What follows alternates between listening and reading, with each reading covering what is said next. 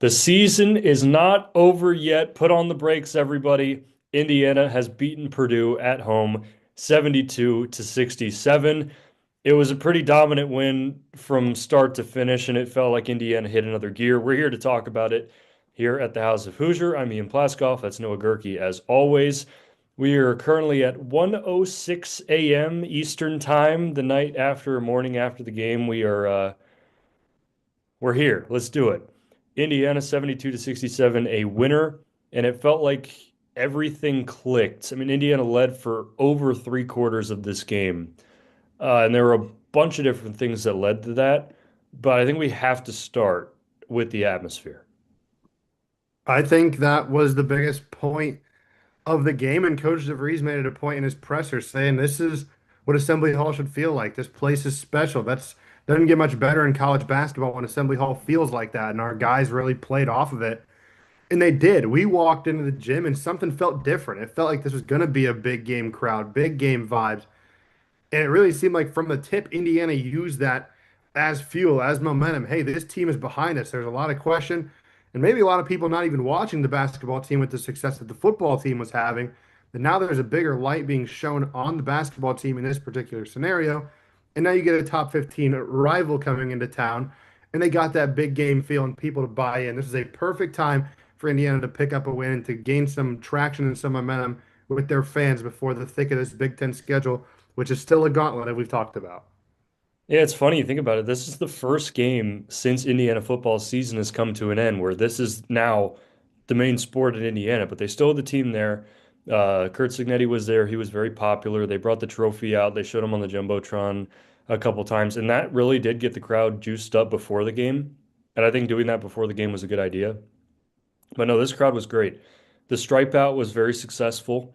Um, I couldn't see the balconies above me, but they looked full from the pictures that I saw.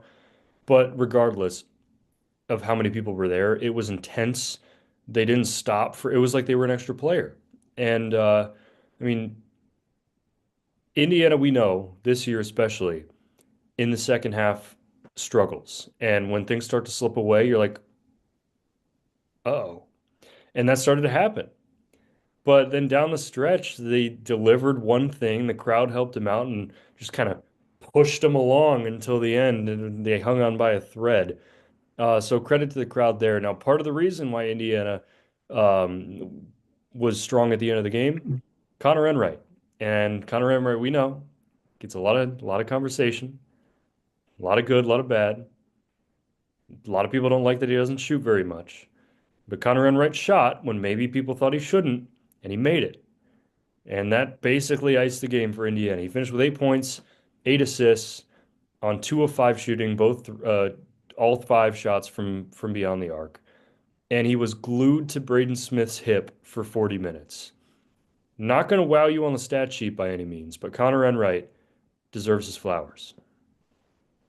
Put out a tweet after the game was over about how more fans that were kind of slower to the Connor Enright train were going to start appreciating how important he is to this basketball team beyond the stat sheet. Because early, even if you were just following football or you weren't fully enamored in this basketball team, you would be like, this Connor Enright guy's not very good. He's not any good. What does he do for the team? He's not scoring. He's not doing this and this. But as someone who's been around the team and around the program, and you're looking and you're watching these games, we've talked about on the podcast, he's an important player. He's one of the most important players on the offensive and the defensive end. With Conaway being out, he was going to draw the top matchup. He's done it in back-to-back games now. He was glued to the preseason National Player of the Year, held him to 0 assists in the first half, was pestering him 94 feet up the floor every time Purdue had the basketball, and had 8 assists on offense to just, I believe, 3 turnovers maybe in the game, and made the biggest shot of the night. Felt like Indiana was slipping away. Me and you were talking about it. Felt like they were slowly trying to find a way to lose that game. It felt like one of those last second flush the game away. They're up 2 points, need a big shot. No hesitation, catch and shoot on the left wing. And the place went dead silent when that ball went in the air. Why is that ball getting shot? And it goes in. The confidence this kid has, the way he played, he was the main reason, if not one of the main reasons, that Indiana pulled away in this one and found a way to win this basketball game. So this is a stamp of Connor Enright appreciator Put it right on my chest. You can kind of tell when there's a big moment with a crowd like that. If it's a lot like when the crowd pops, if it's like a yeah pop or like a different kind of pop, that was not a yeah pop. That was a whoa pop. Like there was no expectation for that shot to fall. And you could like, when crowds pop with them all screaming, yeah, that was not that. They were all shocked. And I was too. I looked over at you. I'm like, what? Huh? I was And more shocked that he yeah. shot it. Not, let alone going in, because he's not a terrible 3-point shooter. The percentages will lie to you. He's not a bad 3-point shooter. Just it was pretty early in the shot clock too, if I'm not mistaken, and they were only up two. You want to waste some clock, maybe get a good basket.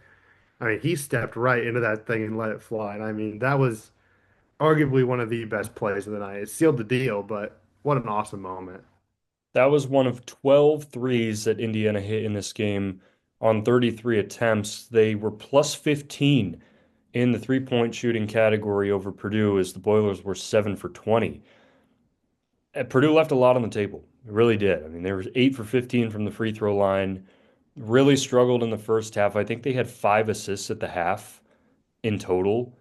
Um, didn't shoot. I mean, both teams shot under 50% from the field. But I mean, you look at some of these guys that, you know, they're top players. Fletcher Loyer was 3 for 10 with 8 points. Oscar Clough had 2 points and 6 rebounds. Uh, Braden Smith, 14 points on 6 of 14 shooting, 2 of 8 from three, and only 5 assists and 4 turnovers. For his standards, that's a terrible night. And credit to Connor Enright for that. Trey Kaufman-Renn had 23. He was 5 of 10 from the free throw line, though, and he only had 3 rebounds. Nobody on Purdue had more than 6 rebounds. And Indiana's rebounding, it wasn't that they were boxing out Purdue. It was that they were just crashing like 3 white jerseys at a time on Purdue and just knocking the ball out of their hands, and it worked.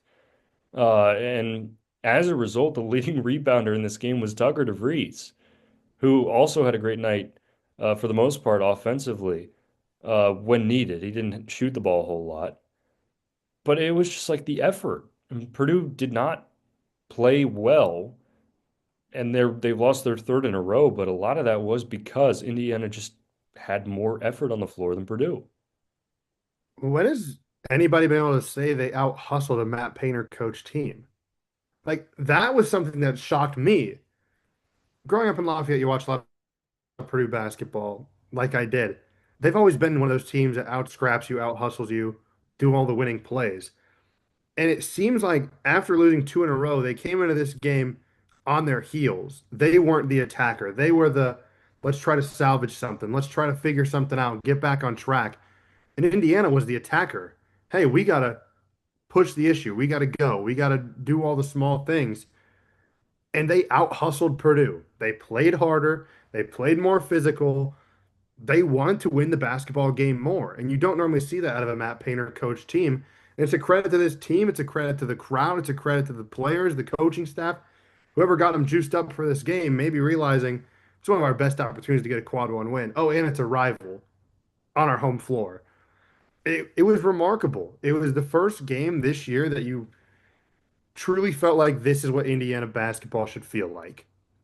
Even at the blowout wins over Marquette and Kansas State and all the non-cons, it was like, this is new, this is exciting, but let's do it. This was the first game that truly felt like this is the Indiana team we've been expecting. I 100% agree. It felt like a vintage Indiana basketball game. It really did. I mean, the stripe out helped. They came out on the floor with like it felt like they came out on the floor with the expectation to win. And that doesn't feel like something that's happened in recent, I don't even know the last time. Like those Mike Woodson teams, you always felt like, even if they were favored, is like, are they going to blow it? Are they going to scratch this one out? No, when I walked into Assembly Hall tonight, it felt like there was a buzz in that building that said Indiana's going to come out and play harder than Purdue. And there were a lot of Purdue fans there, but Indiana fans were sharing that belief as well. And I mean, all the effort stats are there for Indiana. And I mean, they got to the free throw line 19 times. They made 14. Uh, 10 Purdue turnovers, which doesn't sound like a lot, but this is a Purdue team that doesn't turn the ball over a whole lot. And Indiana only turned the ball over 8 times. Indiana lost the rebounding category, but this is not a team that's supposed to out-rebound Purdue or even be close to out-rebounding Purdue. But they only trailed on the rebounding margin by 5. And these timely rebounds, these battles for the ball, it was just great. I loved it. They didn't get in foul trouble either, other than Sam Alexis, but he only played a short amount of minutes because he just wasn't the right matchup for tonight. And credit to Reed Bailey for stepping up as well. There were just things that it felt like everything clicked, even though the efficiency wasn't awesome. Um, these spurts, like there was that 15-2 spurt after the timeout in the first half. Then the spurt to break away after Purdue cut it to 6, I think it was 6 in the second half. Uh, the fight from Indiana that we haven't seen in a while in a game like this was it was promising. And it wasn't necessarily the main people right away. I believe Lamar Wilkerson started 1 for 5 from the field and 0 for 4 from three. And then the confidence he had to put up a 29, 30 footer to knock down his first three of the night kind of put the pace back into the game. Like, all right, we're going to get going because it felt a little bit uneasy at first. Purdue got on that big run. Indiana was doubling the post. It felt like, all right, this is a bad matchup for us. Started to get back in the flow offensively after that timeout. Started to get out and transition a little bit, push the pace. Started making some tough shots. Credit to Nick Dorn. The amount of contested threes, the amount of looks that you're like, no, no, no, oh yes, when it goes in with Nick Dorn is honestly there. The amount of times where he catches the basketball and you think that guy's covered, he just shoots over the top of people. He's got the 6'7" frame, high arcing jumper, and it's beautiful. He has been fantastic. And I know Conaway's been out, and so his minutes have increased. Even when Tate and Conaway comes back, I don't think you can take Nick Dorn out of the starting lineup. The two of us have been Nick Dorn truthers from the very beginning of the season. This guy's the X factor. This guy's going to be huge. When he gets healthy, let's see how he fits into the offense, adds in their scoring weapon. And he proved it tonight. He was remarkable on offense and even defensively, too. He did a really good job on CJ Cox and even on Fletcher Lawyer at times throughout the night. He was awesome. This is an interesting point with Connor Wade because if Connor Enright keeps playing like this with, I mean, his assist numbers have been great this season. And then you have Nick Dorn with this production. What does Conaway's role look like when he comes back and he's healthy? Now, I don't know when that will be. I also don't know if I'm allowed to say this information about what I saw after the game with Conaway, but I don't think he's as close as people may think he is what I will say there from what I saw after the game. Um, I, I I think Nick Dorn should start the rest of the way. I think Enright is the right call. In my mind, he can stick on to a primary like good guard better than Conaway can. And Dorn provides that shooting ability that's just like as valuable as you can possibly get. Yeah, you mentioned the way Enright's been playing. He only has 22 turnovers all year. He's 11th in the country in assist to turnover ratio at this point in time with 3.73. And we talked about it before the game. I know we didn't have a podcast recapping the other one. Somebody was busy covering a national championship or something, but big deal. Adding Nick Dorn to the starting lineup provided an interesting scenario for Indiana on the defensive end, but also for Purdue on the defensive end. They normally run a two big set with Kaufman Wren and Oscar Clough. One of those two guys, while you may be like, oh, Indiana has to have one of DeVries or Dorn guard Kaufman, Wren, or Clough, they had to do the same. So now Kaufman Wren had to try to go guard Nick Dorn in the perimeter. Oscar Clough had to go try to guard Nick Dorn or Tucker DeVries on the perimeter, and they couldn't do it. They ran a lot of one big action tonight. They put Jack Benter in the game for some time. They had CJ Cox in for a while. They had Omar Mayer in at times, just trying to find that other piece to guard Indiana on the offensive end. And the rebounding is where you look, as Purdue's so much bigger, they're so much physical, more physical than Indiana. But the offensive attack of Indiana was probably the primary reason Purdue didn't out rebound Indiana by more because they couldn't play two bigs like they normally do. They had to take one of those bigs off the floor because they were not efficient defensively. So credit to Indiana as well, stretching the floor, making some shots. Because I think that's another reason Purdue didn't have much success down low is they couldn't keep both of them on the floor. And I think part of that too is because Indiana was making so many shots and just playing so fast that Purdue couldn't react fast enough when they had those bigs in the game. It's kind of the formula that we talked about at the beginning of the season and the ideal formula for how Indiana is going to play. Sure, you may get out rebounded. Sure, you may give up more two pointers than not, but if you can outshoot them significantly by in the 3 point range area, force more turnovers because you're faster and quicker and can get more steals, and execute your formula defensively of pressure and make threes, you'll probably be successful. And Purdue made more shots than Indiana did. Purdue out rebounded Indiana, but Indiana outshot Purdue by 15 points from 3 point range, forced 10 turnovers, and Purdue only had 6 points off of Indiana turnovers. It, Indiana it also works. And he also made six more free throws. Purdue That struggled too. from the free throw line. Kaufman and Wren struggled. Indiana, down the stretch, probably gave a lot of fans really bad flashbacks to teams not making free throws. Was it three straight possessions they missed the front end of one and ones? Yeah, three other five misses. Yeah, I think it was Bailey and then DeVries twice, maybe. But sounds right. they're trying to put the game away. It's a 5 point game, missed the front end. And then Purdue goes down and scores. And that's 3 point game. Chance to make two possessions, missed the front end. And But almost every facet of the game, it felt like Indiana was in control. The offensive rebounding didn't feel like a wide margin. I don't know what it ended up being throughout the game for Purdue. Three was the difference. And it Yep. didn't feel crazy. Purdue only had 11 second chance points. Indiana had 10 off the six that they had. And Indiana got out and ran. They looked comfortable on the offensive end. There are a lot of times this year where maybe Indiana on offense looks like people are just standing still. No one's moving, and if they're not moving with a purpose. They're moving just to move. Tonight felt like a lot more of a flow of an offense. It felt like they were moving for a purpose, cutting for a purpose, screening for each other, finding ways to get shots with the hot hand. And luckily tonight they had a few people who were the hot hand tonight. It was Nick Dorn for a while.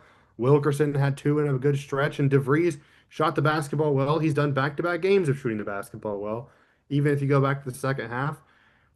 And the thing that is impressive most is they didn't choke, let's just say. They led for 30 minutes of the game. They were tied for about almost 2 minutes of the game. And Purdue had the lead basically in the first half, and then Indiana never let it go. They let Purdue get back into the game, but they never made it really feel until that 2 point possession where Enright hit the three that Purdue was probably going to win the game. It felt like they had it for a while. And the big question was the team going to be able to hang on? Because we've seen them drop some big leads this year. I was just going to say that was what impressed me the most about tonight is that so often in the past couple of years, in big games especially, we see Indiana crumble as soon as the team goes on a run. It doesn't matter if it's in the first half or the second half. I think back to like I was at the game in Iowa City last year, and it just went downhill so fast. Same with Maryland at home when Miles, right, whatever. We don't want to talk about that. Um, this game, Purdue had a couple 7-0 runs. They had an 8-0 run. They had some runs that forced Indiana to call timeout or reset or whatever and kept cutting into this lead. But every time, Indiana came right back. Purdue went on a run. DeVries called timeout. Immediately 15-2 Indiana answer. Second half, Purdue cuts it to 5. Here comes Indiana again to get it back up to 10. There was a 13-0 run mixed in there. They had the lead of 14 at one time that got cut shortly thereafter, but this team never gave in, and that's in credit to the crowd as well, which certainly helped.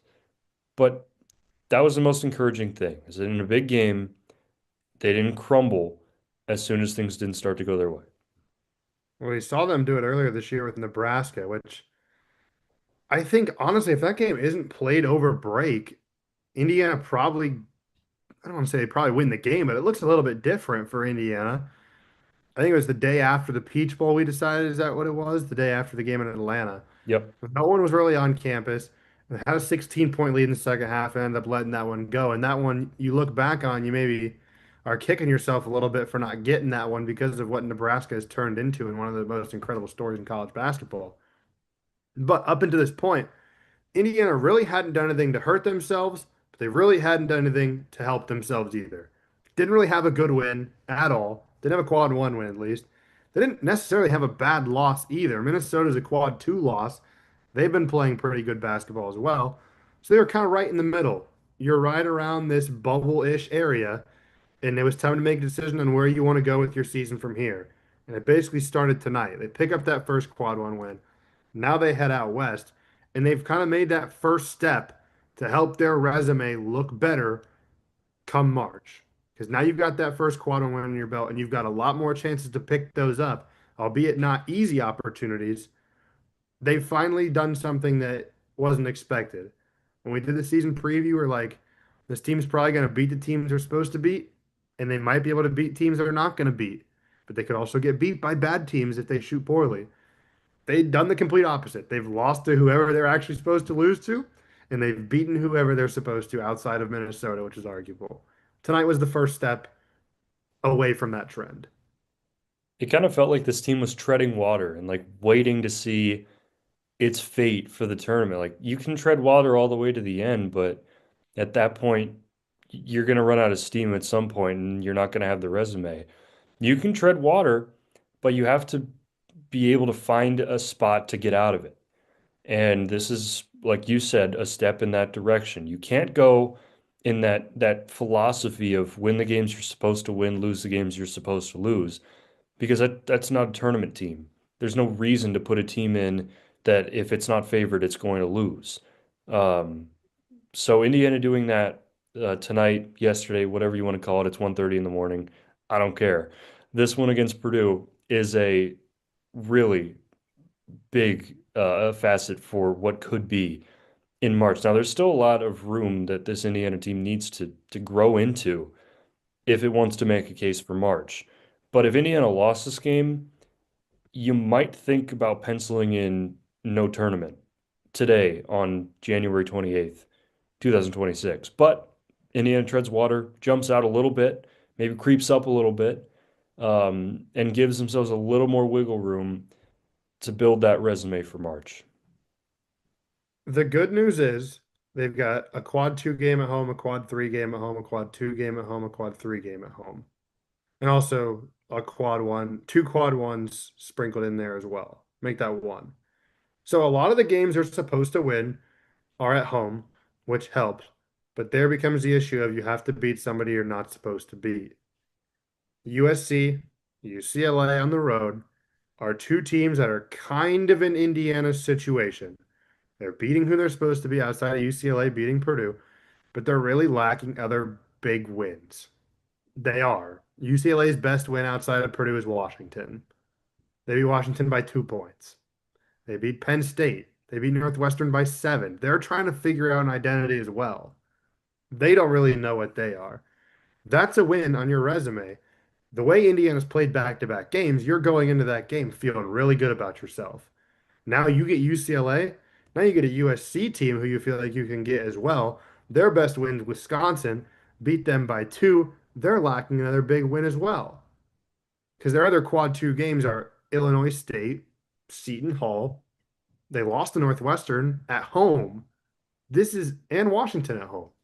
These are two games that if you get UCLA, the way you're playing, the energy you're playing with, the amount of support you've got going with you right now, these are two quad one wins. I don't say you pencil them in as wins, but you feel pretty good about your shot in these two. When if you would have lost this Purdue game, you're maybe feeling a little weary about going out west for a set. And sure, the travel may pay a factor, but also another factor is, like these are not teams that are going to have crazy road atmospheres. Like UCLA at the Pauley Pavilion has not been known to have a great atmosphere. USC at the Galen Center for sure is not known to have a good atmosphere. Maybe that will change. I don't know, but it's not like you're going into like a Mackey type arena, which I mean that's a bad example. Nothing comes close to that.